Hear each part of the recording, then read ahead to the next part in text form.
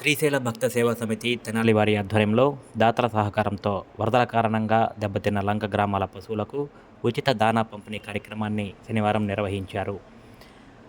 ఇటీవల కురిసిన భారీ వర్షాలకు వరద ముంపుకు గురైన లంక గ్రామాల్లోని పశువులకు 20 టన్నుల దానా సమకూర్చిన శ్రీశైల భక్త సేవా సమితి సభ్యులను తెనాలి డీఎస్పీ జనార్దన్ రావు అభినందించారు. శనివారం ఉదయం కొత్తపేటలోని దేవీప్రియ ఫంక్షన్ హాల్ వద్ద లంక గ్రామాలకు తరలిస్తున్న 3 లారీలను డీఎస్పీ బి జనార్దన్ రావు జెండా ఊపి ప్రారంభించారు. ఈ సందర్భంగా శ్రీశైల భక్త సేవా సమితి సభ్యుల సేవలను డీఎస్పీ ప్రత్యేకంగా అభినందించారు.